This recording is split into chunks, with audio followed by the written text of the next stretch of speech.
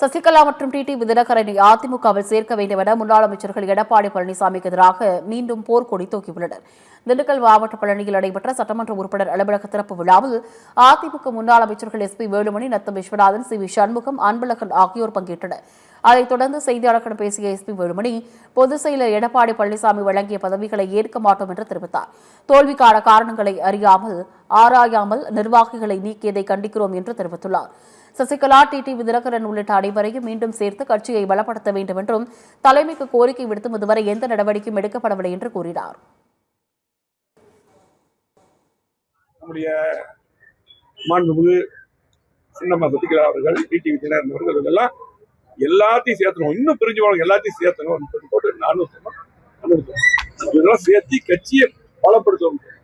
இதெல்லாம் நடைபெறல. இன்னைக்கு பாத்தீங்கன்னா நாங்க எப்பவே போராட்டம் பண்ணோம். எங்களுக்கு திரும்ப அந்த அறிவிப்புல எனக்கு துணை பொதுச் செயலர்னு சொல்லி போட்டு அறிவிச்சிருந்தாங்க. இன்னைக்கே நாங்க எல்லாருமே எங்களுக்கு எப்ப அவர் சொன்ன வார்த்தையை காப்பாற்றி பழையபடி அந்த பொறுப்புகள் வழங்கி எல்லாத்தையும் ஒண்ணு சேர்த்தாரோ அப்பதான் எங்களுக்கு மற்ற பொறுப்புகள் கொடுத்த பழைய பொறுப்புகள் எல்லாம் அறிவிச்சா நாங்க ஏற்றுக்கணும் சொல்லி தெளிவா சொல்லியிருந்தோம்.